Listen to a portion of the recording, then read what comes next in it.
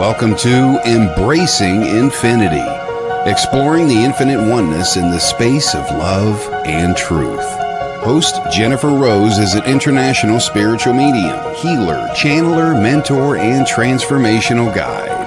Her focus is encouraging individuals to know themselves within the lens of their divine heart and highest potential, to evolve within the frequency of love and peaceful harmony. Now, here's your host, Jennifer Rose.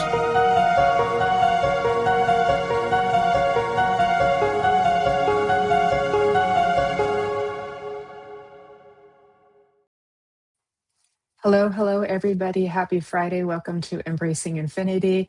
I'm Jennifer Rose, and we are on the Sacred Spiral Network. How are you all doing today? How have you been enjoying the energetic shifts that we've been having? It's been pretty crazy and wild out there for sure. But beautiful enough, a lovely shift happened yesterday. I was chatting with Danny about it backstage. But it feels really good, everybody, too. So hopefully you're feeling just a little bit of extra perk, a little extra happiness, a little bit of like, ooh, something's feeling kind of good in the ethers there too. So very excited about today's show because we have a lot of really important astrological happenings to discuss here today. And so you're in the right place because then you'll know how it's going to kind of affect you and how you're feeling, your life and the world and everything like that. So we can kind of make a better sense out of everything too. So I see you're all joining us here. So again, thank you all for being here and choosing to share this space with us here today. It's a safe and loving space, and we're blessed to be in such a wonderful and loving community as well too. Very quickly, just a few announcements here for you today. This coming Sunday is my For the Love of Spirit Sunday spiritual service. It is our final one before summer break, and then we will be returning about mid-September as well too. So my dear friend and beautiful soul, Jeffrey Dennison, will be joining us as our guest speaker, and you just don't want to miss him. He is so full of love and philosophy and wisdom. So we're very excited to have him joining us as well. And myself is going to be doing the mediumship demonstration for this particular service. As you know, I usually always have guest mediums come on. But just for this one, I will be doing the mediumship. And of course, we have the lovely and gorgeous Nancy Muratella and Fran Pierce and Kelly Brickle as part of my team. And they help with the poetry and with the healing and the inspiration as well, too. So please do join us in this loving space. And then coming this Monday, we have a really fun lineup as well, too. We usually start off with Inner Realms, Outer Journeys with Karen Bonafilio. And after that, Brian Lahr from Be in the Light comes on and his show on the Sacred Spiral Network, and I will be his guest. And we will be talking about the sexy shadow, so that's going to be a lot of fun. And then he's going to hop on my show, The Love Show, my sister show at 6 p.m. Pacific, to be my guest. And we're going to be sharing a lot of his artwork that has a more erotic flow to an erotic essence to it as well too. So please do join us for that. I'll be posting that very shortly. So we basically have a really sexy, fun Monday coming up for y'all. So please do join us for that. Look forward to seeing you. And with that, I'd love to get caught up on my hellos to all of our beautiful friends who are here. I did see Jeffrey is here as well. So hello, my friend. Welcome. Thank you for being here. I'm so happy to see you. I also see our friend Arnie Layton is in the house as well, too. Hello, Arnie. Thank you for being here, too, my friend. Greetings, Mr. Jeffrey. Jess Walton, hello. Thanks for joining us, sweet love. So happy that you're here. Also, Me and My Shadow. Welcome, Me and My Shadow. Great to see you, too. Thank you for joining us. And Brian, hello. Hey, my friend. Looking forward to seeing you on Monday. We're going to have so much fun together. You guys just do not want to miss that.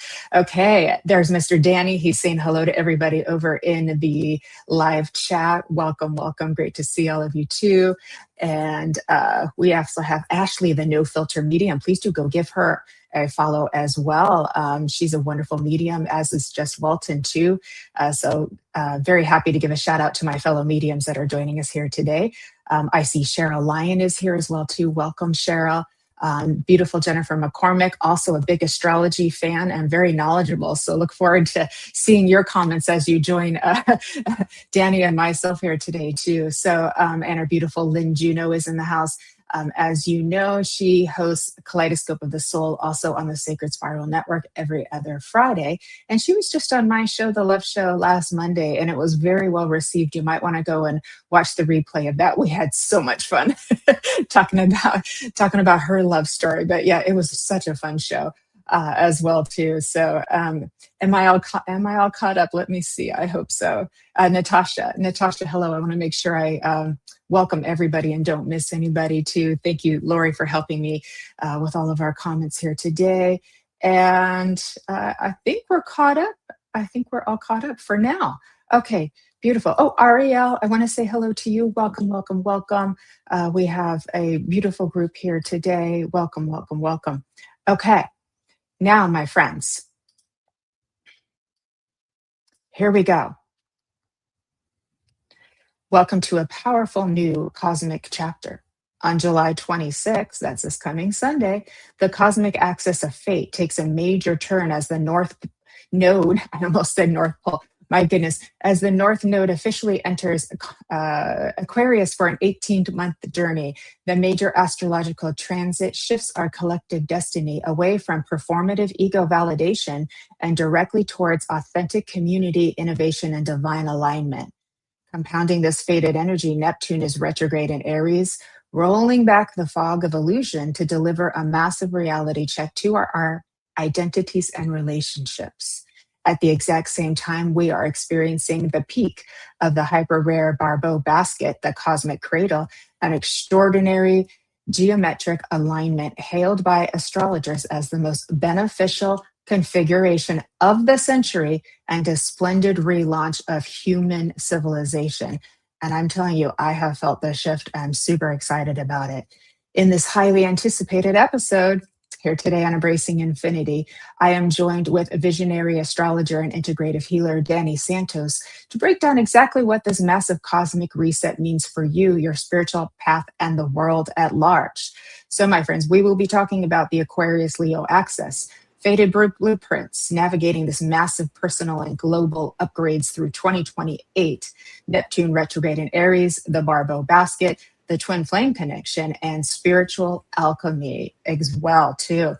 Our beautiful guest, Danny Santos, who many of you know and love. He's been on Embracing Infinity a few times and on The Love Show. He is a visionary healer and astrologer behind Santos and the Crystal Visions, where ancient wisdom meets modern spiritual practice. With over 20 years of experience in astrology, Santos offers transformative birth chart readings, spiritual life coaching, and intuitive magic. In 2023, Santos traveled to Peru and was honored with the blessings of the Shipibo tribe to serve ayahuasca, a sacred milestone that deepened his path as a healer. A certified breathwork instructor, Reiki master, sound healer, and expert tarot educator, he is a certified platform medium through the Los Angeles Spirit Academy. Santos is also a proud graduate of USC's School of Cinematic Arts. His work has been featured in major media outlets such as New York Post, Vice, Bustle, Well and Good, BuzzFeed, Outfront, and he has been a guest on popular podcasts including Lisa Rinna and Harry Hamlin's Let's Not Talk About It, Let's Not Talk About the Husband, and Dates and Mates with Damona Hoffman, and of course, Embracing Infinity and The Love Show too, and a few other podcasts on the Sacred Spiral Network. You can find Danny on Santos at santoscrystalvisions.com. We will be putting that along the screen for you all as well on Instagram and TikTok and Facebook at Santos Crystal Visions. Let us welcome our dear friend, Danny Santos. Hello. Oh, she brought you on already. We need to shorten that bio, girl. I had the screen in front of you, so I didn't know you were on screen with me already. That's okay. Because I was reading. I'm thinking Welcome, my friend. I need to shorten the bio so that we're not listing every single achievement I've ever done. Oh, it's a beautiful bio. I enjoy reading it. Okay, my friend. Thank you, Jennifer. It's lovely to be here with you. Yeah, thank you for coming back. We got a lot of really major stuff happening. Hello to our friends who have just joined us as well. I see Kay Weezy and Evelyn has joined us as well. Welcome, welcome. Good to see you. Okay, how have you been since last time it seems like ages, but it really hasn't been that long since we did our astrology show. last time. I've been good. You know, the astrology, we're Yes. just exiting Mercury retrograde that completed yesterday. Yeah. From the general consensus of everyone I know, this was one of the more gnarly retrograde cycles that we've had for quite some time. So, Yeah. you know, it's Yeah. definitely People were been, feeling a little lost and confused and hopeless and things like that. But, and I think it's a little more than the Mercury retrograde, but I felt a big shift yesterday. I was just like, whoa, it's like everything, it's almost like we hopped back on a different timeline or something happened, but I felt it and it felt really good too. I was like, oh, this feels good. This feels like it's where it's supposed to be. So I was excited to experience that. yeah. And I mean, everything with Barbault's Basket, you know, Lynn had messaged me asking me about this. And she and I were talking a little bit about it over chat, but I got the full info on that. So I'm excited to talk about that. I'm excited to talk about the North Node entering Aquarius, the Saturn, or excuse me, the Neptune retrograde. We have so many tremendous shifts that are just continuing between now and 2028. And we're really doing it. Like as a collective, we're making those shifts. We are. I got chills as you said that too. So I'm really excited about it too. I really see us going in a positive new direction. And I feel like we all need that. We all need to hear it. We all need to know that this is happening, that this is real, and we're part of this, super energetic transformation. So it's a very exciting time to be alive on the planet, my friend. Yeah, absolutely. All And right. oh, it's going whether we are ready or not. Like we're being flung into the future. We're being asked to go forward. Indeed we are. Indeed we are. And go forward we shall. So, all right, Danny, where should we start? Well, uh, I think the most important thing is that on July 26th, the North Node, also North known as the Node Node. of Fate or the Nodes of the Moon, is going to be entering the zodiac sign Aquarius. So Okay. when the nodes change, there's two times where I say we're flipping the cosmic page in the chapters of the Book of Life. So it's when eclipses happen and it's when the nodes switch into different signs. So over the last 18 months, the nodes have been moving North Node Pisces, South Node Virgo. So collectively, we have been looking and experiencing and going through things that are really dialed in to the frequency of Pisces and Virgo. You know, a lot about like spirituality and mistakes and, you know, hidden things coming to the surface. Hmm. Societally, it's been a very intense period. So, oh, It go ahead. has. And those two aspects are a little bit they almost seem a little opposite because Pisces is so dreamy and fantasy like, and Virgo is so like, let's get things done. It's a very grounded sign for the most part. Yeah, the nodes are always going to So be opposite each yeah, other. They're always yeah. 180 degrees opposite in the sky. So the north node is what we are collectively eating or taking in or ingesting, whereas the south node is Okay. what we are collectively releasing, you know. So Ah, okay. grace has gone out the window because the south node in Virgo, and it's been more about the north node Pisces, love, making mistakes, correcting mistakes, creativity, spirituality, redemption, devotion. Yeah, we talked a lot about lovership too in our last episode that we did together too, and I do feel still like we're still in that flow. Thank goodness.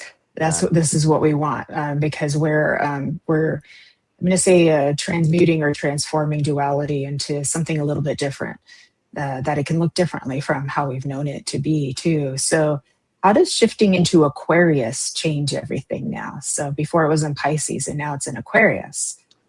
yeah. So if Pisces is the virtue of love, well, Aquarius is the sign before it. It's actually the virtue of non-attachment. Interesting. Oh, you froze, my dear. Okay, we're gonna keep going. Okay, let's get some comments going, and so then I Yeah. can. Okay, are you back? Yeah, can you hear me? Yes. Okay. Okay, you froze at non-attachment, which is pretty funny. I guess so. My internet's working okay, so I don't know why I, that happened.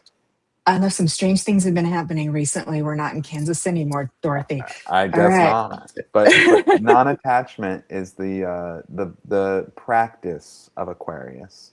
So over the next 18 months, there becomes a highlight on the idea of what are we letting go? What are we detaching from? Aquarius is the alchemical symbol for dissolving. So when we go to Ah, Aquarius, it has a lot to do with dissolving the ego, dissolving the identity, letting go of ways in which we have done things or right. what we're attached to. You know, if there's something that we've been holding on to with the South Node in Leo, the South Node is what we're releasing. Leo is the practice of attachment. So we're letting go of attachment, and the cosmic chapter in the Book of Life is asking us collectively to focus on non-attachment.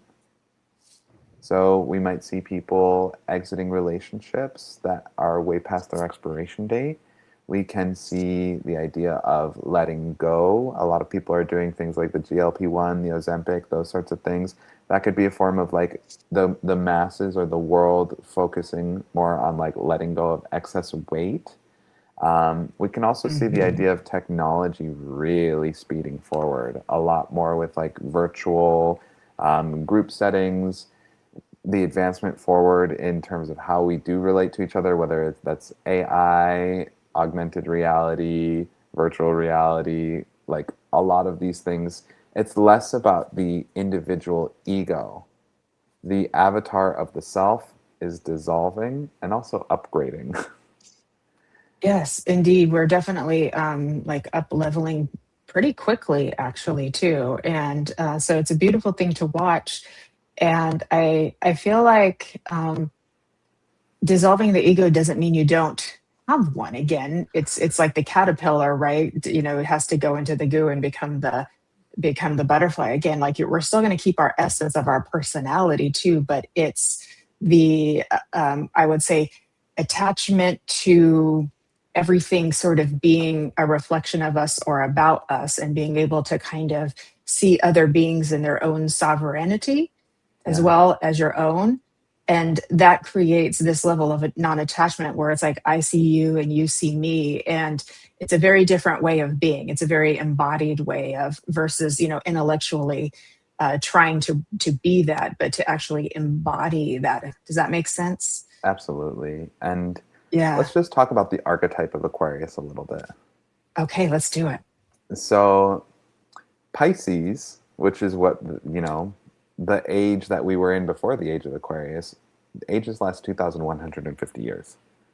So, Pisces has a lot to do with religion, So, all of the major wars during the age of Pisces were over religion and who believed what about God.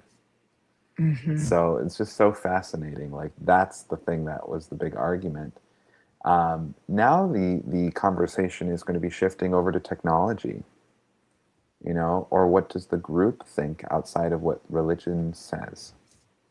We're moving more towards the hive mind. You and I talked a lot about this conversation when we discussed the age Yeah. of Aquarius. I think it was about a year ago, actually. And the archetype of Aquarius has a lot to do with angels. So you have to think Ah. angels have a job that they're given by God, and they do that job, and that's what their skill and their talent is. And it's the sign of divine will, Aquarius, versus free will, which would be more Leo. So on a collective Ah. level, we're going to see a big turn. We're being asked to take in divine will while releasing the negative qualities of free will. Now, mind you, Jupiter will also be transiting Leo at the same time. So there's still going to be some fun Leo flavor, free will. There's like the blend of free will and divine will, and what happens when those two things actually become the same thing. Well, yes, because you become in alignment with your soul, or you become in alignment with your mission, the divine flow of life too, Yeah, and that enables a state of being that is much more conscious, much more embodied, and it's um, so instead of, it's almost like if it's kind of like the Matrix, where people don't know they're in it, but then when you do know you're in it, you can be in it, but you can be in it with purpose and with meaning, and decide that you're going to play this game, so to speak, in a positive and meaningful way, because it's not just a game, it's a divine orchestrated creation too, right? Yeah. And so the role that we play in it then with along with the divine will is much more powerful too. And it's, I would say, probably involves less personal suffering, because we're not seeing everything that happens in the world or everybody's relation to us as completely about us anymore, if that makes sense too. So this is my sort of interpretation of what you're saying too, but it's definitely much more in alignment. And this is where you really can open up a lot of doors to what kind of magic there is for you to really have a really positive, happy life. So I think that's great stuff. Yeah, yeah. And we can think about Pisces as the sign of the divine feminine, and then Mm. Capricorn's the sign of the divine masculine.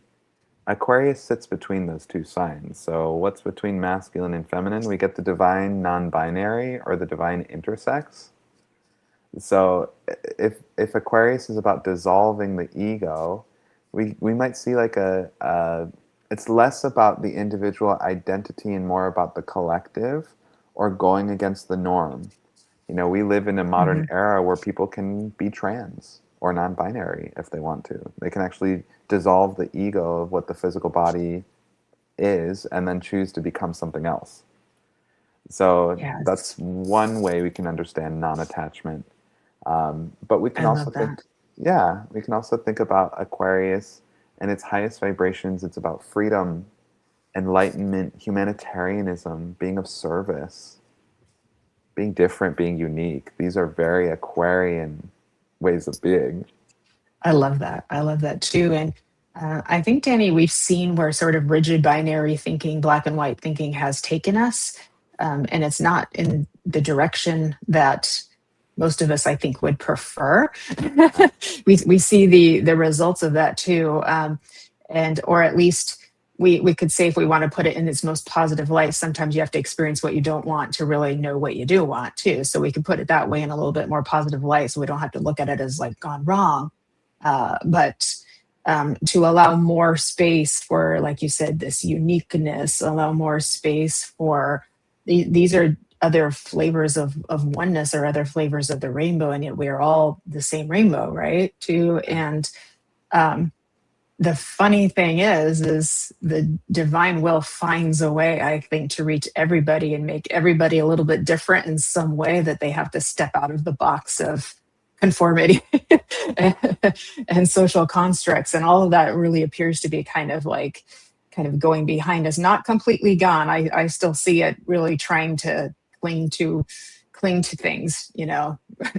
yeah, I see the clinging happening, but I also see this beautiful grid of spiritual humans forming with such bright lights, that it's changing everything. It really is raising the collective frequency and pulling us in a different direction. So we are part of this shift. We are helping to create and cause this shift too, along with the planets. absolutely. And, you know, Aquarius is the sign of technology and the future. It's the sign of angels and heaven. Uh, Mm. it's also the starry sky. So you have to think Aquarius is like, oh, well, we are all individual and unique stars. So we're going to see this more group minded thinking, being part of the group, being part of the collective, shifting into like this liberation, freedom, and enlightenment perspective. That's what Aquarius is all about. Yeah, I'm So, so happy. yeah. I'm Well, so happy. you have to think Aquarius is also known as the water carrier, and we as human Hmm. beings are made up of 70% water. So we're Aquarius is the sign of being a human being. Like that's the Right. archetype. It's a man or a woman Yes. carrying the vessel of water. But the Yeah. purpose of that is to serve from the pitcher, to be of service to humanity for what you know how to do. Hmm. Yeah.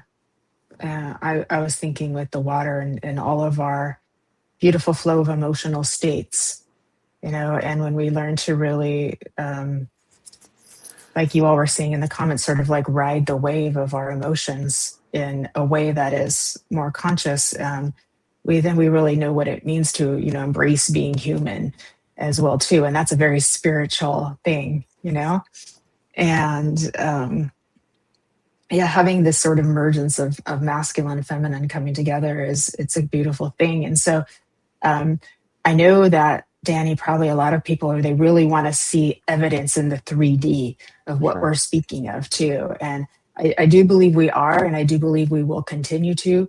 But I also believe that we're feeling it. We're feeling it energetically. We're feeling it emotionally. Like it's hard to deny at this point, and I think so many of us, including myself, feel more on mission than we ever did before. Because so it's almost like this sort of like it's time, go. Yeah. Yeah. Yeah. Well, and for each of the 12 signs of the zodiac, I've written these sacred laws that go to each one of them. So I just want to read what I've written Yeah. about Aquarius here. So we are all divine beings, no one more important than another. Enlightenment means to exercise healthy excuse me. Enlightenment means to exercise healthy non-attachment, achieving freedom from the negative ego, and to love and to serve yourself, others, and the world in proper balance. Now, one of the shadows that Aquarius placements or Aquarius people fall into all the time is that they don't love themselves in proper balance with loving others or the world. Just because Aquarius is the sign of dissolving the ego does not mean that we want to obliterate the self. Thank It you. it just means we want to, Right. do it We're in proper balance. we're polishing, we're refining, we're Michelangeloing the statue. Yes, Exactly. yes, absolutely. So we can think in the 12-step program, Aquarius would be like the 11th step. So it's sought through prayer and meditation to improve our conscious contact with God as we understood God, praying only for knowledge of God's will for us and the power to carry that out. So again, this is about Mm, divine will. Aquarius, it's yeah. very much about like following the divine path of what we were created to be and how we were created to be of service. Yeah. So there's a bit of letting go of our resistance. It doesn't mean we're not partaking in this beautiful world, but we also understand that we're following the flow of the divine as well too. That helps us to sometimes let go of some of that constriction and resistance too, and also to feel. I think the beautiful thing about that too is you realize you're not alone. You have help. Like there is something driving you. There is something guiding you too. That's pretty darn magical, Mr. Danny, too. I, I want to read Jennifer's comment because she's really into this stuff too. Danny, what are the three waves coming in that all astrologers are talking about? The dates are July 26th, Lionsgate 8/8, August 12th, when there is a total solar eclipse in Leo. I grew up Catholic background, and my grandmother and her sister spoke of the Nostradamus prediction of the 3 days of darkness. I've heard something about that as well. Somebody sent me something, so I'm not sure about that one. Fast forward to now, and many call it a solar flash. Could the flash be the same day as the solar eclipse on the 12th of August? Mm. Well, Ooh, Jennifer, thank you for your comment. yeah. I can't tell you that the Flash is going to be happening on the day or not. Unfortunately, if I was that good, um, that would be pretty awesome. But we can see that there is a series of astrological alignments that are lining up. There's in a lot of different mythologies and spiritualities, they talk about how 2027 is the year that the world like really crystallizes and creates this super amazing positive vibration for the earth. So in the Yeah. meantime, I mean, here we are, 2026. This is the year that we're supposed to make the jump from the old timeline to the new one. And, there's a lot It of feels like we jumped. It feels like we jumped. yeah. Well, and Aquarius is the sign of aliens, so it wouldn't be surprising Hmm. if during the North Node in Aquarius transit, maybe we're getting disclosure from aliens, or maybe there's greater conversation about God and, you know, deeper contact with extraterrestrial beings from other planets or dimensions. Um, the 3 days of night, that could be certainly metaphorical, but it could possibly be literal. Maybe the grid goes down or something. I don't know.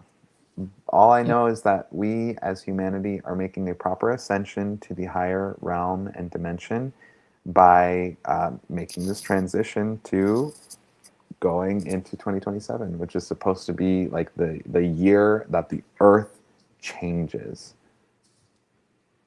And there's been a lot of talk about it for a long time, Yeah. and a lot of different Yeah. spiritual and faith practices too. Exactly, too. I just want to, for Teresa Rose, the other comments are coming from, we are streaming on multiple Facebook pages, so you may not be seeing the comments that are being put on other Facebook pages that we're streaming to. And we're also on YouTube pages as well. So we're on the Sacred Spiral YouTube, we're on Medium Jennifer Rose, we're on Danny Santos podcast, the Astro Daddy podcast as well. He's got on his YouTube as well, too.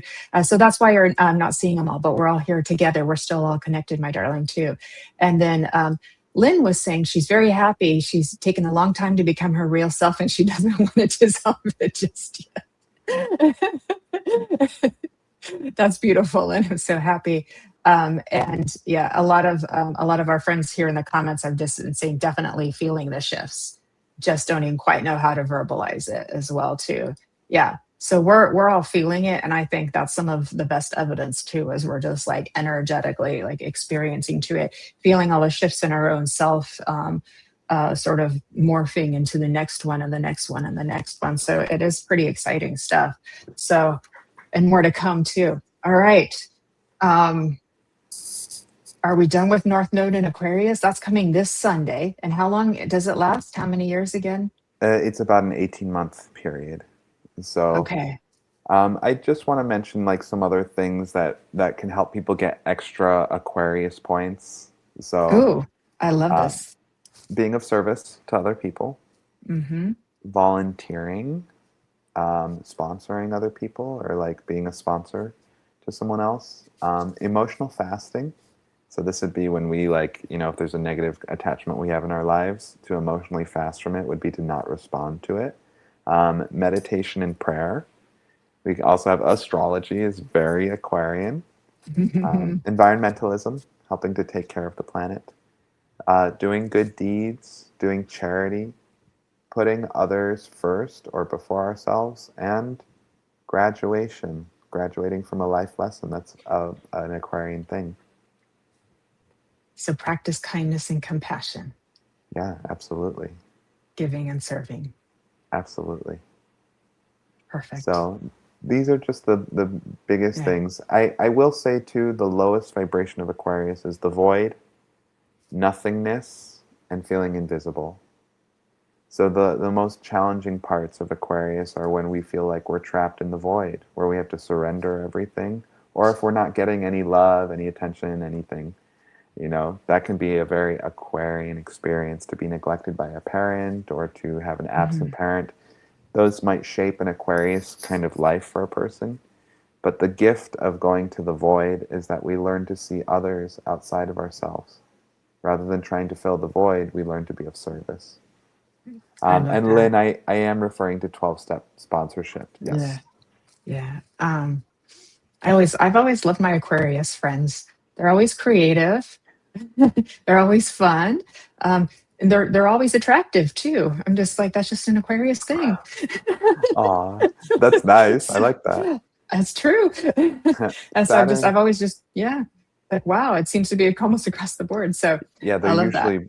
there's something about them that's like really beyond this realm. So sometimes they'll be Yeah. born like really, really beautiful people because they're Yeah. beyond the challenges of this earth in some capacity. Not all the time, but like they're just born enlightened, I you love know? that. Yeah, And I if you're love that. really beautiful, it makes it easier to experience non-attachment because like then people are hitting on you all the time and flirting with you and whatever, and like Aquariuses prefer what's going on the inside for another person rather than what they look like. Like they don't really care about Mhm. appearances, and they're usually beautiful anyway, so they're more interested in what's underneath the surface. Yeah, absolutely. That's beautiful. Okay, my friend, what's next? Should we move into Neptune and Aries? Yeah, let's talk about it. All right. That was a pretty yummy shift. It felt really good. Yeah, Neptune. At its lowest vibration, Neptune is going to be escapism, fantasy, Hmm. dissociation, neglect. But Mm. in its highest principle and property, Neptune gives us the vibration of healing. It's also spirituality. It's Yeah. going to be about forgiveness, atonement, Yes. apologizing.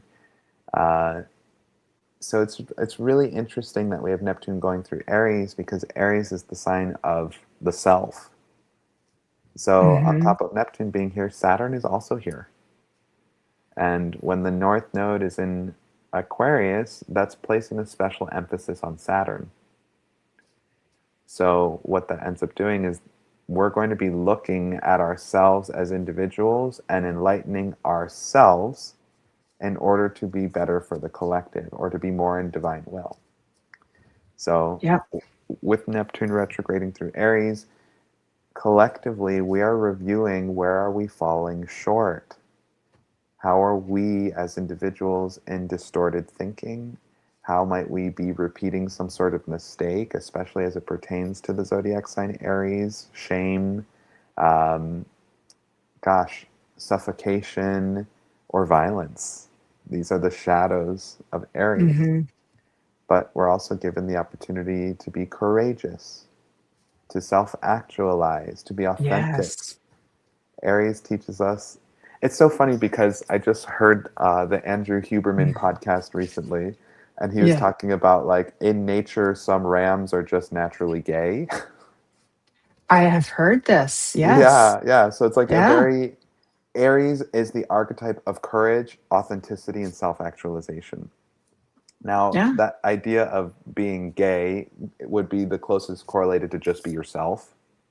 Hmm. So, on a collective level, there is a calling for people to stop trying to cloud or put an Yeah. illusion over who they are, and to just be Yeah. authentic about who Yeah. they are. It's one of the most brave things that you can do. I know how scary that is. But then I think a lot of us have come to understand, those of us who are really into personal development and um, uh, growth and spiritual growth and so forth too, is that not being yourself is not only quite painful, but it just doesn't end up working. It keeps feeding the same patterns, and extending your own personal suffering as well too. So it's courageous, but it's also one of the best gifts that you can strive for and give to yourself too. And so I feel like this all sort of culminates into deep self love and then unconditional love for others. Yeah, yeah, Going back to and lovership, deep self love, absolutely. unconditional love for others. Well, and Yeah. with Neptune going through Aries, it really does offer us the opportunity to heal the whatever is going on with the Hmm. self, in order Yeah. to be more authentic, more courageous, to be in our power, Hmm. you Yeah. know? Which is all of And those insecurities, and they're not wrong. They showed up because we were all just trying to survive as kids, in a challenging world that we didn't fully understand. And when we're little, everything is about us, right? And so yeah, it's not wrong to have them. It's just we just don't need them anymore, right? yeah. And so it changes everything. So Well, isn't it interesting that we're transforming, but we really start to see the evidence of personal transformation and how it affects the collective. yeah. And by being courageous enough to be ourselves and to step into our truth, that gives us the opportunity to be better for the world, you know? It does. And Biggest gift. if we could say also, like, Aries would be the first step in the 12-step program. So that's the idea of, like, admitting that we are powerless over alcohol or family dysfunction or an eating disorder or whatever somebody might be powerless over. But it's admitting that we are powerless over something.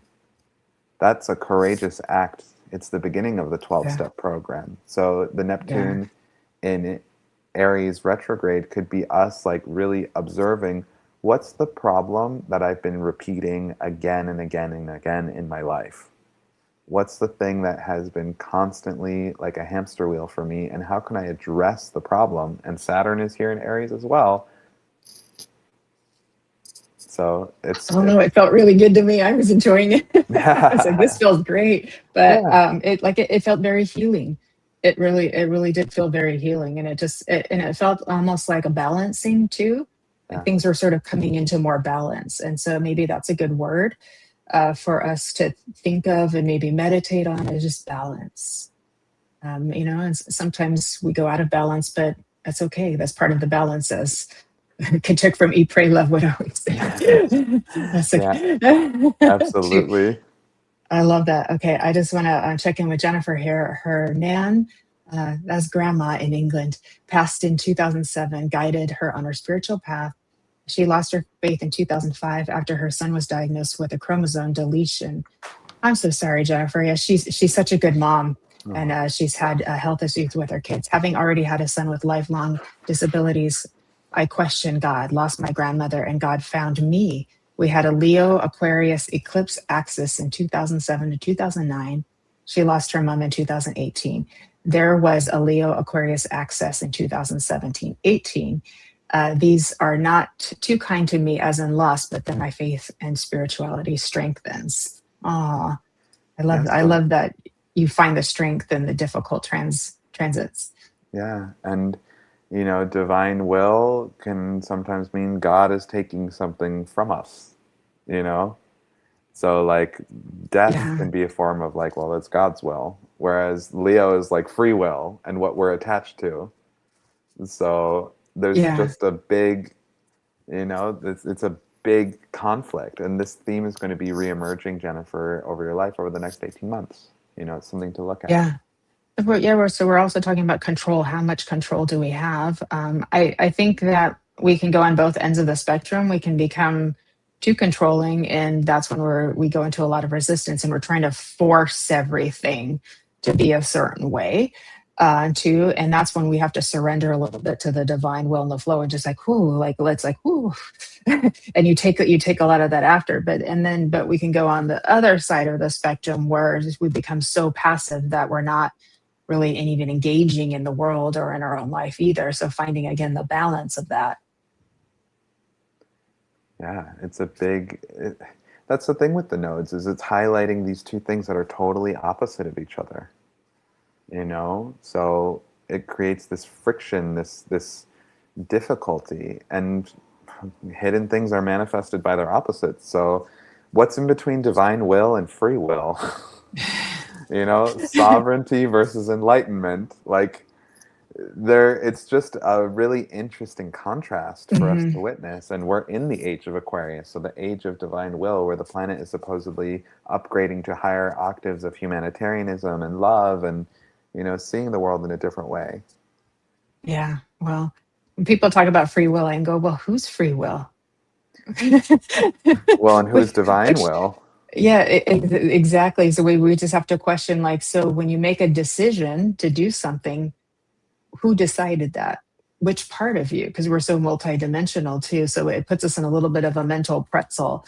But I think we can experience a greater level of sovereignty and alignment with the divine, alignment with the soul, the more we integrate the self too. And Yeah. that's kind of like the key that locks in the door. And then you kind of find that you can sort of have a both, an and or both thing happening as well too. Um, Ashley had a funny comment. I'm emotionally fasting from dating apps. Hey, that's a good place to start.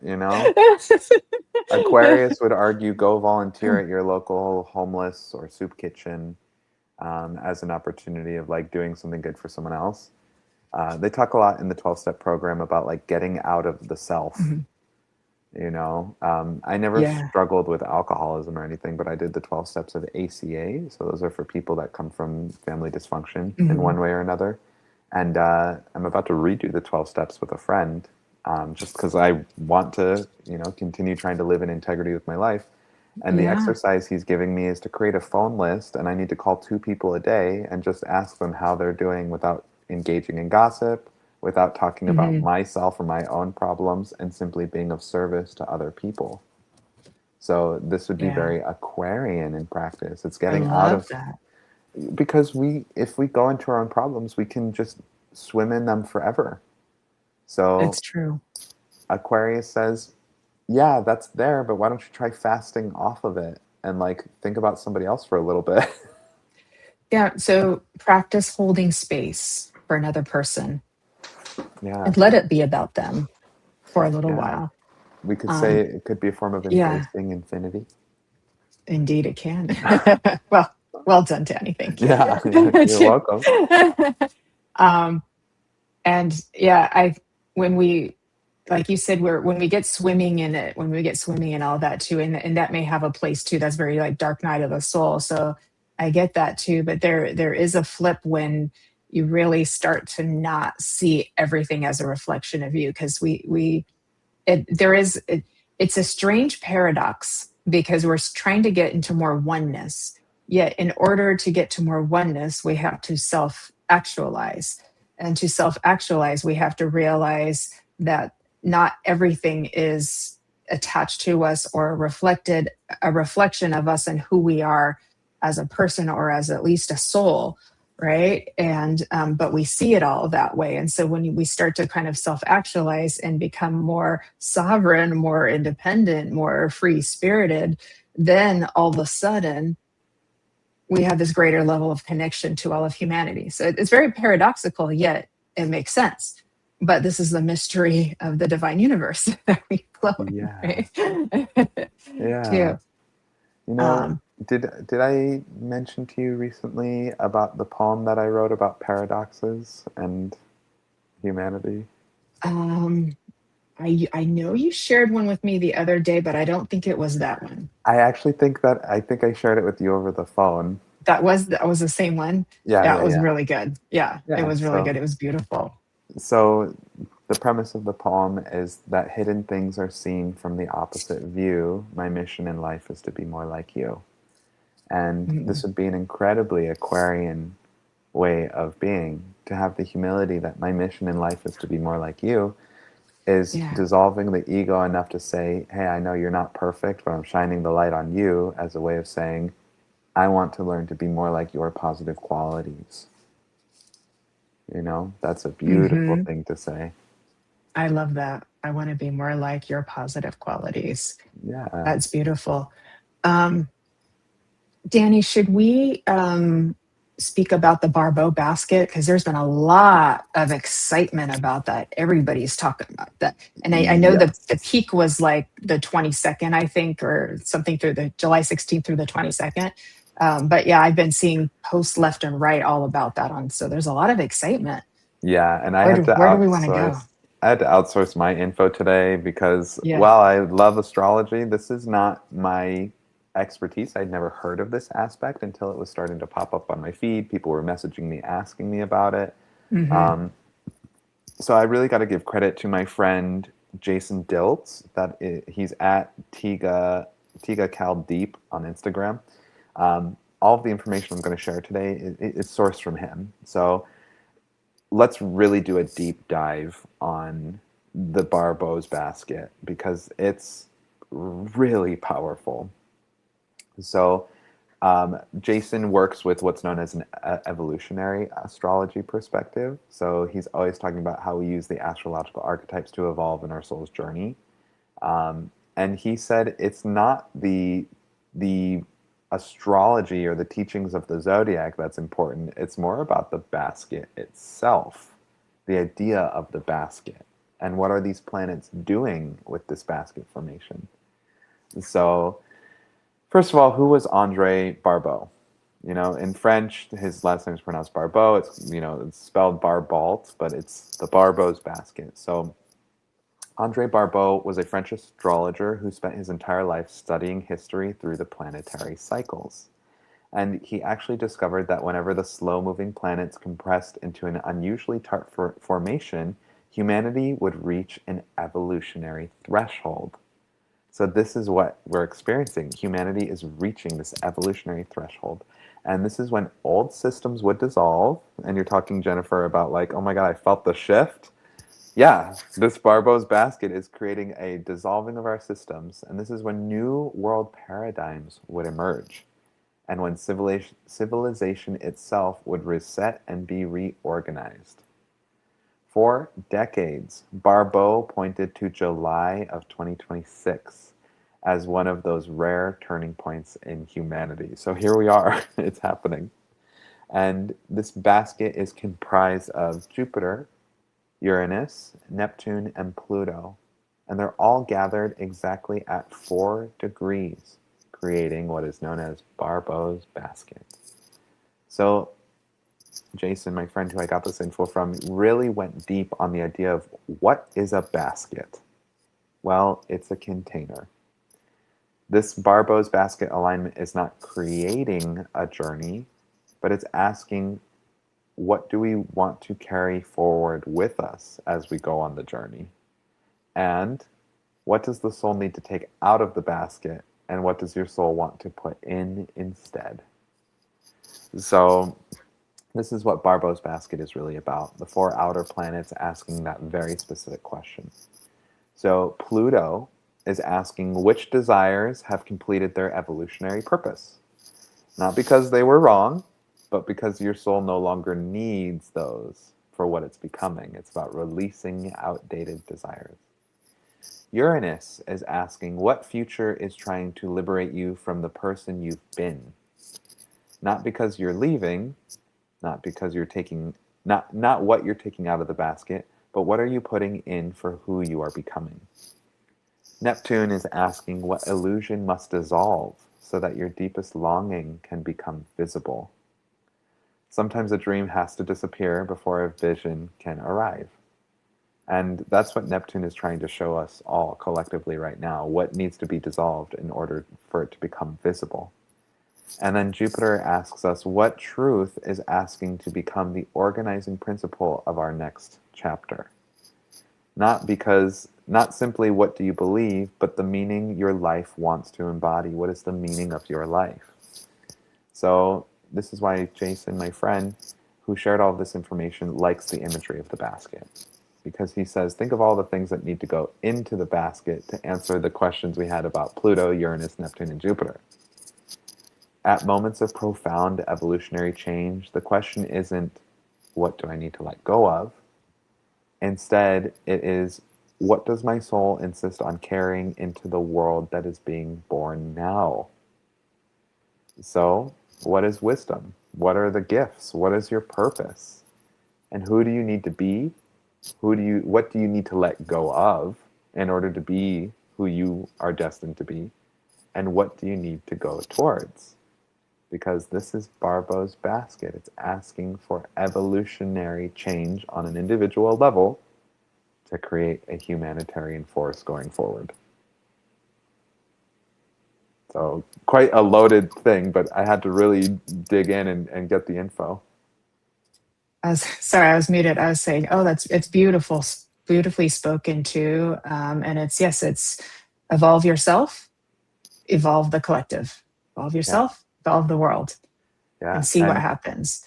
Eliminating what's standing in the way of the self truly Mm-hmm. being its most powerful and important form. Yeah. And so this involves some being willing to really step out of the box of who you thought you were, or the sort of constructs or societal influence that have shaped us throughout our years. And then we have to like really make some deep looks at, is that really me? What do I believe that because it's what I truly believe and hold dear to my heart?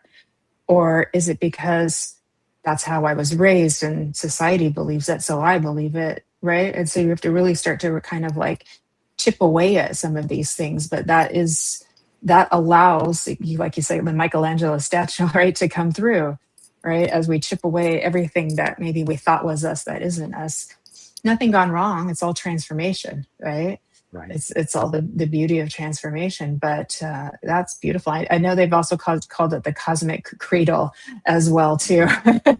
And I want to say hi to Melissa, who's joined us. Shannon Rattay, the lovely Queen of Angels, is here as well too. She has a lovely class on connecting with your guides coming up this coming Monday. So if you want to check out Shannon Rattay, please do that. And there's still time to sign up for that too. Miss Labyrinth Criterion is here as well. Hello, hello, Labyrinth. Thank you for joining us. And Miss Susan Kramer from the UK is here as well. So good to see you.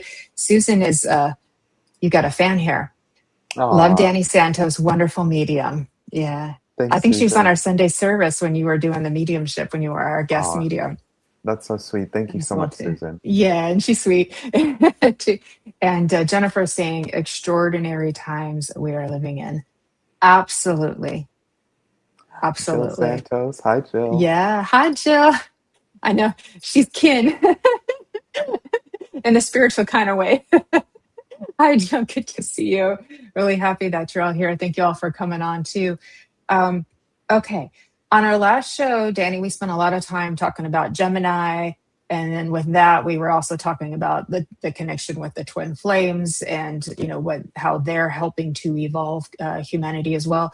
How are these new placements affecting the twin flame community or phenomena or whatever you want to call it? I'm seeing kind of a lighting up of the frequency happening too. So something big is happening as we're all sort of connected around the planet, like I said, in this beautiful grid. Yeah, and when I think of twin flame, I think more of the Gemini archetype. So today, as we're talking, Mars is moving through Gemini. The planet Uranus is going to be going through Gemini, I believe, until 2033. So there's just a really heavy Geminian archetype going on. And, I can't really say in terms of the twin flame stuff. As somebody who I feel as though I've really lived through 2 twin flames in this lifetime, I know that those relationships made me a better person.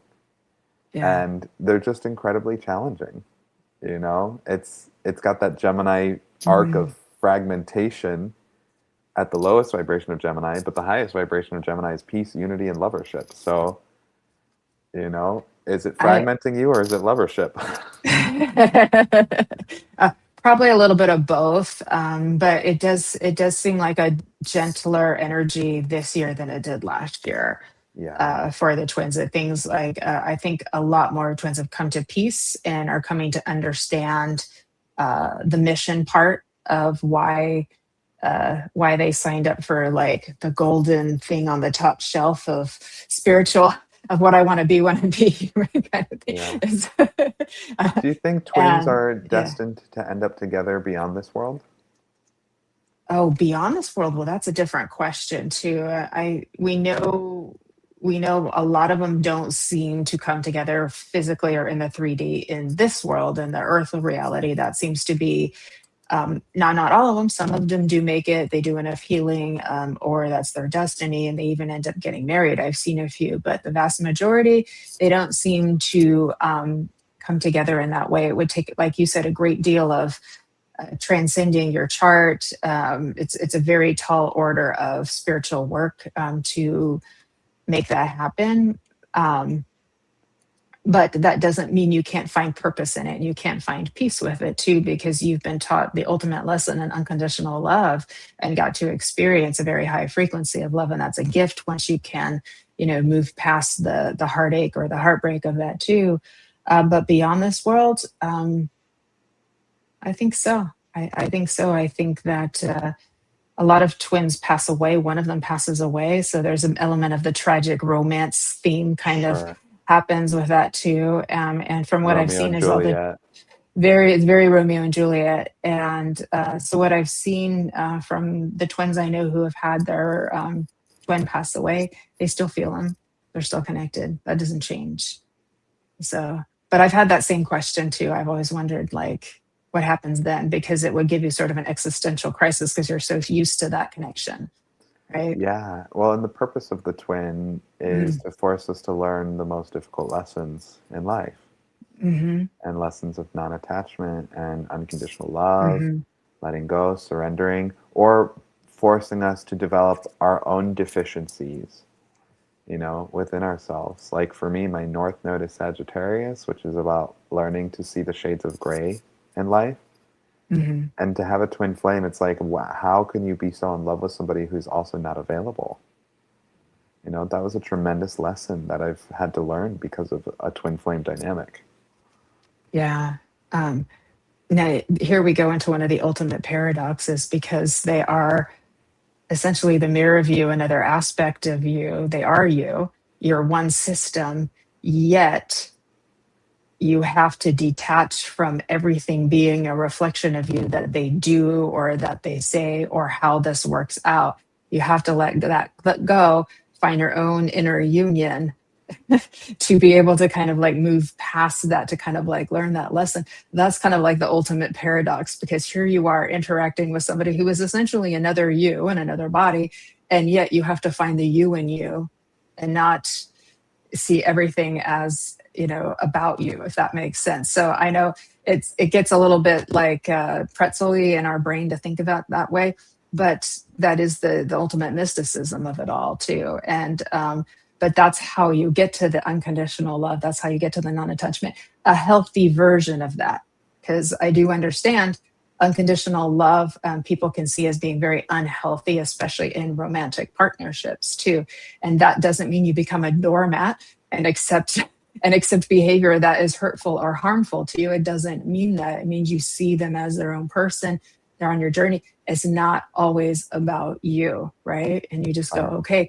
And so then it's not affecting you as much too. So we're like, we've talked about this before, Danny, in other shows, it breaks all of the rules of how you think everything is supposed to be. Yeah. And that's a hard place for anybody to function out of, It's very hard, yeah. But I Like, think that's where you find your most freedom, your most yeah. internal freedom. So for me, the lesson of learning um, that I am, worthy and valuable, and all of those good qualities, like the ultimate self-love, and to where now anything that happens around me in relationship to other people or events in the world is not going to affect me. It's not going to knock me off this high tower anymore. It might be a little bump, might be a little ouch, right? Might be a little mini dark night of the soul, right? But it's Yeah. not like that big of a fall anymore too, because when you have more sense of self within you. So let me ask you from a mediumship point of view. When our soul leaves this plane and goes to the other side, do we get to maintain our individual identity? Do we get to be Well, ourselves? you're a And medium too, my friend. yeah, but I want to hear. I haven't asked the question. Oh, You know? okay. Well, we're switching roles for just a few minutes, everybody. Yeah, Okay. just curious, because that's So I'll give you my answer. I think we retain our essence that we came into this reality with, right? So if you're naturally born funny, you're going to die funny, and you're still going to be funny. You're still going to keep your sense of humor, because that was a quality and essence of your aspect of the divine self that will continue on. Things that, layers you may have gained along the way, like you probably, I don't see ego in spirit worlds. I see people showing me mediumistically how they were when they were here. But I see them in spirit world. They've multiple times they've shifted and shown me their divine self. So I know that they're expressing them as personality so that we recognize them. But then they show me how they are now in spirit world, and it's just like light. It's light. It's Mm, bright golden light. They're fully reconnected with the soul of them, without the loss of memory or the veil, whatever you want to call that too. okay. So that's a beautiful thing. And that would So match a lot of the NDEs. You do a lot of NDE interviews, so that would match a lot of what people who have gone far enough along in that transition to, but actually still came back. yeah, it sounds Yeah. like we don't lose our individual identity, and that our soul is eternal, and then it goes forever. Hmm. So Yeah. the reason I ask is because now I want the context of the twin flame. Like, are we all designed with this one soul who is our twin flame soul, like true mate, and then we come in and have to experience that dynamic? Like what's going on there? Yeah, that's a really good question. We might have to do another show on this together, I Danny. think we Just- do, because okay, we'll do the another show people on want this. to Or know. okay, well, I'll come on Astro Daddy with you. And would we'll just, love I'll, would love that conversation. I love talking about this stuff too. It's so much fun. But I think the soul is very multidimensional, and it can project itself in a multifaceted way. So we can, if we look at no time, that there really is one now, then everything happening all at once, all timelines happening at once, all versions of history happening at once, right? So people who have past life regressions can experience another lifetime that's concurrent. It's not past, it's not future, it's concurrent. So that means there is another part of soul that is existing in another reality. That doesn't mean that's your twin, though, right? Because you would feel a magnetic pull towards them if it was, and you'd end up meeting them, right? Too. But I explained this on Karen's show too. Think of it this way: as you and your twin are the exact same frequency, whereas your soul could project itself in multiple lifetimes at different frequencies. If that makes Whoa. sense. It's a way of like being able to organize it in your mind, if that makes sense too. But the beautiful thing is that yes, it's painful because you're uh, catalyzing all of the internal healing in each other. So it's like a massive trigger. But you end up also, the flip side of that is you're also activating the qualities within each other that may be less fulfilled, if that makes sense. Yeah. And so that's the positive, is like you bring out the best each other. You may bring out the worst each other. You also bring out the best in each other too. So that's the positive end of it too. And then there's the mission. And I know there's probably different schools of thought on this, Danny, but we all volunteered here. Where a lot of us are star seeds. We volunteered here. We didn't just come here for a romance. We came here for a mission. We came here to help with the evolution of humanity. So that means we have to take it upon each of ourselves to do the work, to really like put the effort in and enjoy your life. Enjoy living. This is an exciting time to be alive. I know it's crazy out there, but have fun too. Yeah, Right? it is an exciting time to be alive, and just very curious to see how things are really going to evolve for us over the next 18 months. I am too. Yeah, we got big changes ahead. All right, let's see what our friends are saying. Okay. But if each soul is a unique frequency, would that not cause a quantum issue? Oh, that's a great question. Let's put it this way. It's not that they're vibrating at the identical frequency. It's that they're vibrating at the frequency that just so happens to like complement. It's like if you've got like something shaped like this and something shaped like this, and you put them together and they just go together seamlessly.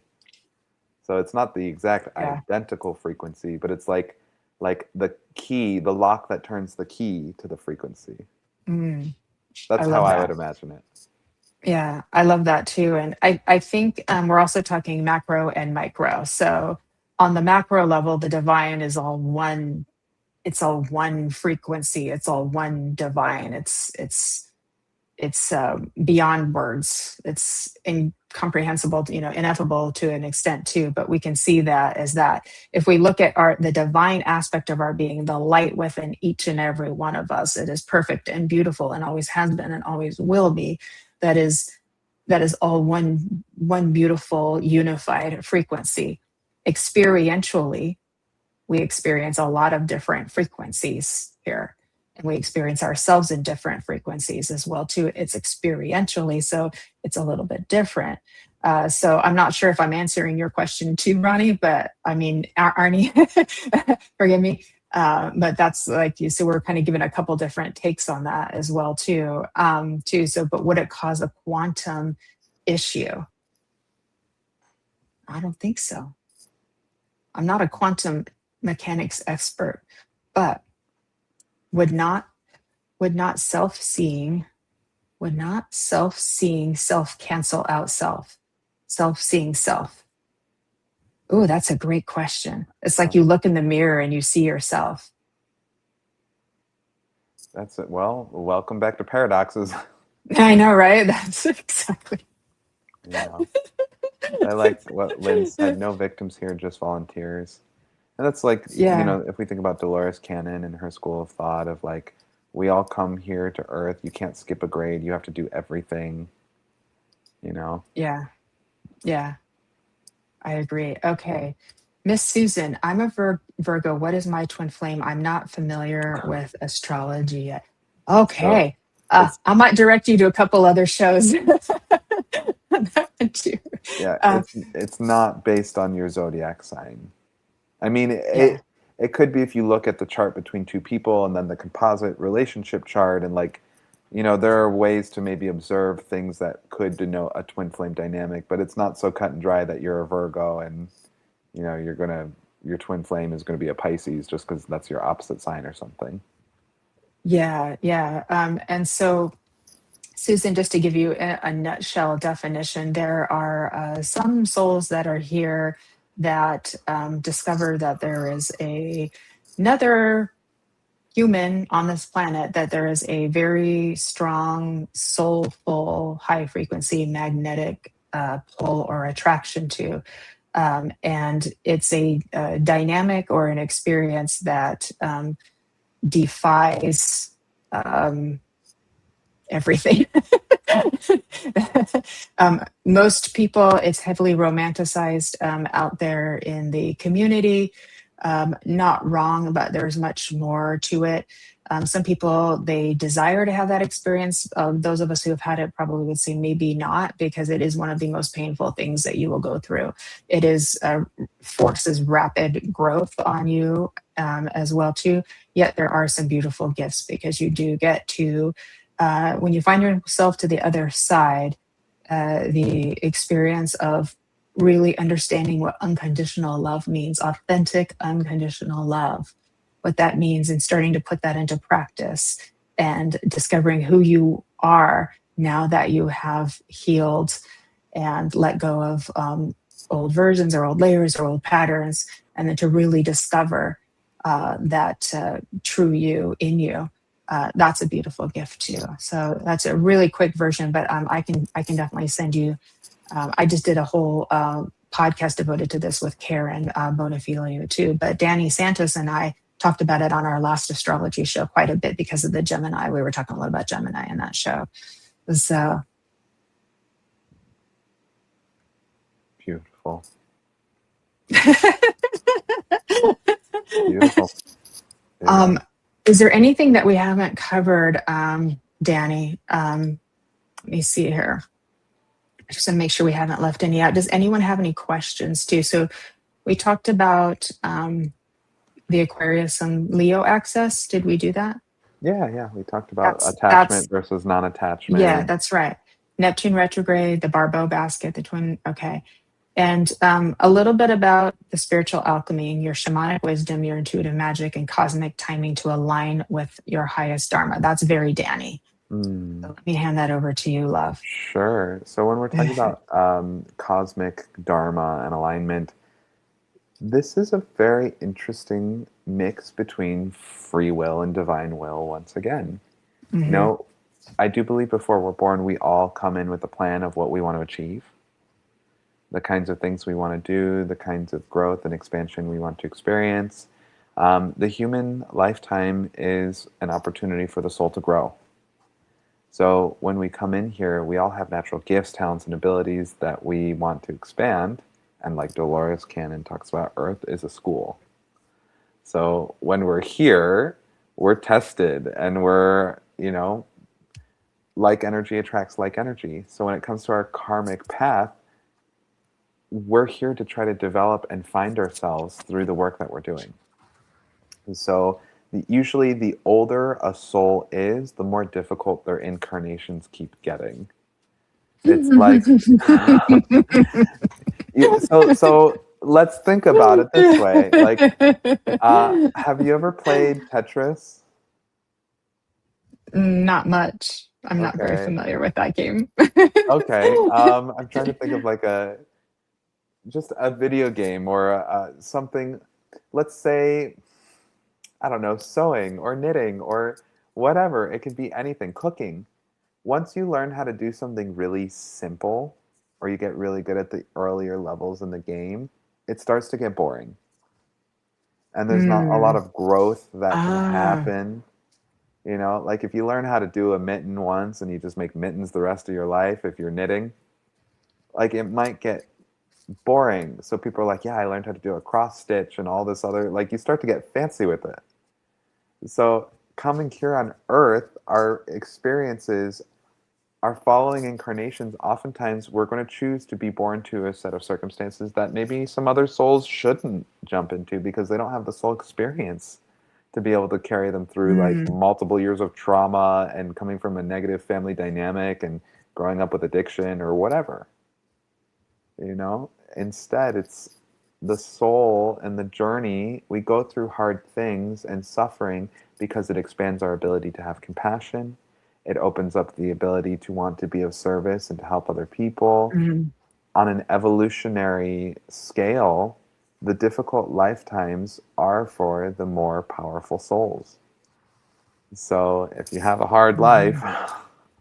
it's likely that the soul Yeah. volunteered to take the position, especially if nobody else wants to do it. Um, I really love how you worded that too. And I think it allows us to have some grace over the challenging experiences that we go through too. And like as Lynn said, we're volunteers, not victims too. So it's quite helpful to have that wider, broader lens sometimes. Sometimes we need to focus in the lens and be more in the micro and be really into the fine details of things. But then go back and look at that from the broader perspective of that too. And that I think it helps us to give some grace and some peace and find meaning. I think as human beings, we just like if we can find some meaning in this experience, maybe not even the why, but at least some meaning in it, Yeah. and then decide to transform it and turn it into something positive, that's quite a gift. And I think that's how most people feel when they go through challenging things is like, well, if I can at least help one person from this, then I can make peace with the experience, that I can do something with it. And even from spirit world, perhaps souls will be like, I went through this challenging addiction in my lifetime. So now I'm going to be a guide and a helper for other people on earth that are going through that too. So we gradually evolve, evolve, evolve. And this is all about evolution, right? And we've been talking about it. I know I've been talking about it for years. We've all been talking about this evolution. And here now we're actually seeing some really exciting things happen. Danny, Lynn had a question for you.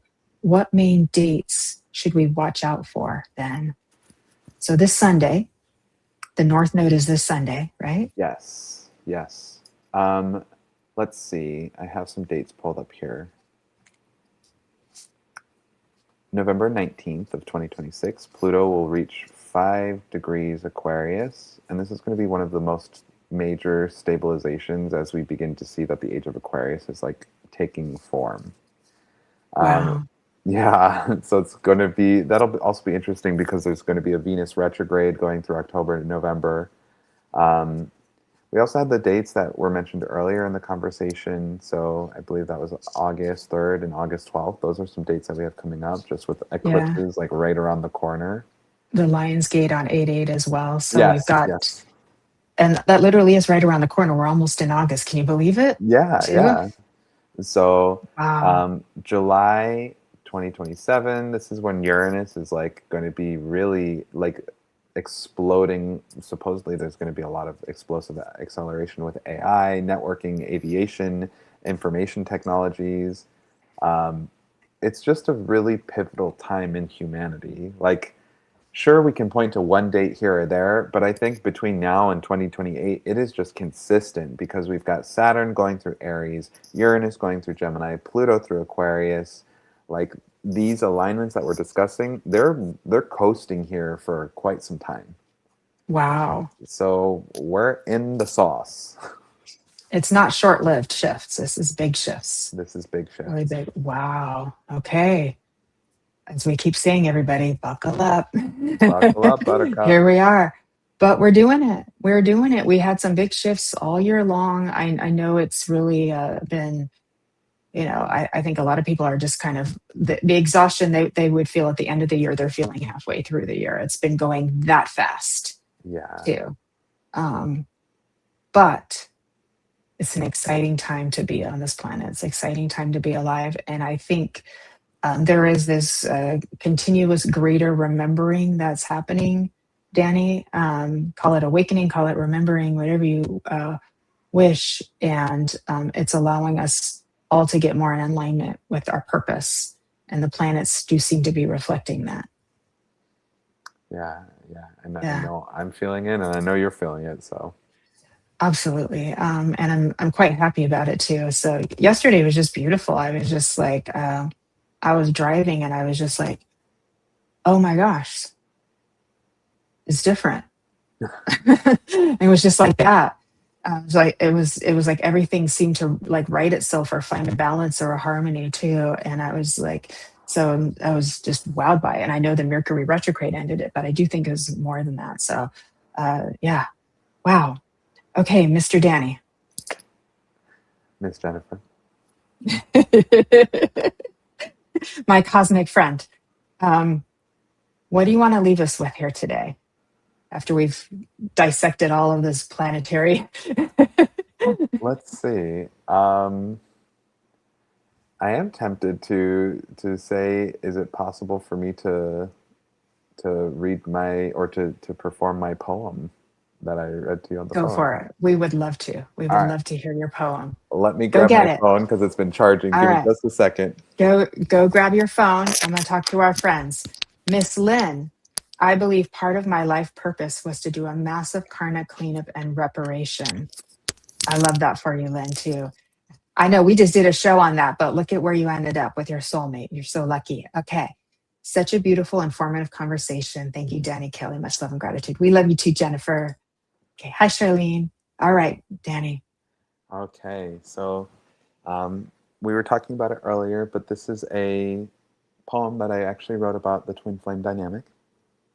So it doesn't have to be the twin flame. It could be anyone. It's just the idea of hidden things are manifested by their opposites. And when we get context of ourselves in another person and we're willing to bow the ego down and say, I want to learn to be more like you, that's what this song is about. So it's called The Red Sea. So I'm going to have to read my lyrics here because I don't have it fully memorized, but here we go. Come, follow me down to the cove by the sea, where all endings have new beginnings. I'm swallowed whole by the weight of the deep in the belly of a blue whale spring. If the water's red and the flame is blue, hidden things are seen from the opposite view. If the water's red and the flame is blue, my mission in life is to be more like you. Come, follow me down to the cove by the sea, where all endings have become new things. From hollow to whole is the fate of the free, in the beacon of a blue well spring. If the flame is blue and the water's red, the lion's bod has a human head. From the days of old where the sea was dead, my mission in life is to connect the thread. Where the water's red from the algae bloom, the ibis soars under the sturgeon moon. And from life to death, from the grave to womb, life flashed before your eyes in the one true classroom. The meaning of life, it is up to you. To love your life, it is up to you. My mission in life is to be more like you. The meaning of life is to see your life through. And that's it. Oh, I'm near tears. That's so Oh, beautiful, Danny. It put me into a trance. It's thank so you. beautiful. I can just tell you just channeled all of your beauty into that too. It's just Oh, absolutely beautiful. Thank you so much for sharing that with all of us you're too. welcome. And thank Yeah, you for giving me the opportunity to just sing a little poem yeah. on embracing infinity. I Thank you. love it. Oh, that's the best. That's the best of all of everything we've done today is to get to listen to that and hear you and see you in all your beauty and all your glory Oh, too. And I think that that poem also is, you know, one of the best ways of basically everything that we discussed today is in there. yeah. It's a form of art too, Yeah, the right? paradox, flames Yeah. are normally red and water is normally blue. But if we can keep our own divine essence and learn to be a Hmm. flame that can burn blue, or like the Red Sea, Hmm. the algae blooming to make the water red, these things are taking on more godly properties by Yeah. exuberating qualities opposite of Mm. what's natural to them. Spiritual alchemy, baby. Spiritual alchemy. Absolutely beautiful.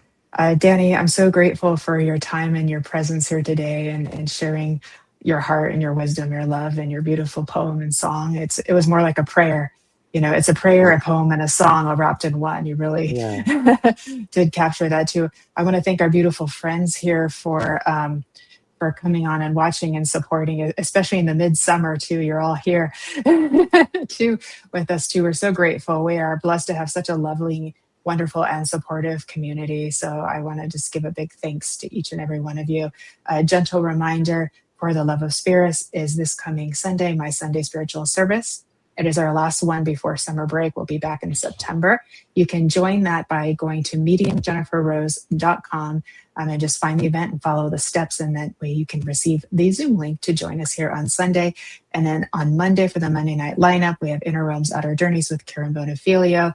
Ryan Lar, who's here with us today from Beyond the Light, I will be his guest. And then the Love Show, my sister show, topping us off at 6 p.m. And Brian Lar will be my guest too. So it's a really fun Monday night lineup. So please do join us for that as well. We're very excited. Brian and I are very excited to be working together on Monday. We're going to have a lot of fun together too. Oh, thank you, Miss Evelyn. she's reminding me. I was so blessed and fortunate to be interviewed by Alex Ferrari on the Next Level Soul podcast. It has nearly 1.2 million subscribers. So as you can imagine, like that was a big whoa for me. So I'm very excited. And it will be premiering tomorrow, Saturday, the 25th at 4:30 a.m. Pacific, 7:30 Eastern, and 12:30 p.m. in the UK. I'm going to try my best to wake up early and be there as it's premiering and kind of going live. I hope I can make it. My air conditioner's been broken, so I haven't slept very much in a couple of days, but it just got fixed. So we'll see how we do tonight too. I just want to put a big thank out to Alex Ferrari and the Next Level Soul team and to Spirit for helping me to create this. So thank you, Miss Evelyn, for supporting and reminding me to share that out with you. So I'd love it if you could join us. And if not, if you have a chance to watch the replay, I hope you get something out of it too. So it was a lovely experience for me. So thank you for that, everybody too. And with that, a shout out to our producer, creator of the Sacred Spiral Network, Kelly Brickle, who is off on travel in New York at Lilydale. She's having a great time. And our beautiful Lori Smith is helping us to produce the show here today, making all this run so beautiful, smoothly. You can connect with Danny at santoscrystalvisions.com. And you can subscribe on YouTube to his YouTube channel, Astro Daddy. Do I have that right? That's right. And you can find him on Facebook, Instagram, and TikTok, Santos Crystal Visions as well too. All of that is in the description on Facebook and on YouTube as well. And with that, my beautiful friends, I will say live well, love you well, and walk with grace. These steps will take you far. Have a beautiful and magical weekend, and we'll see you all again very soon on Embracing Infinity and a lot of other beautiful places. Love you, Danny, my friend. Thank you. Love you too, Jennifer. Thank you for having me. Thank you so much. Bye.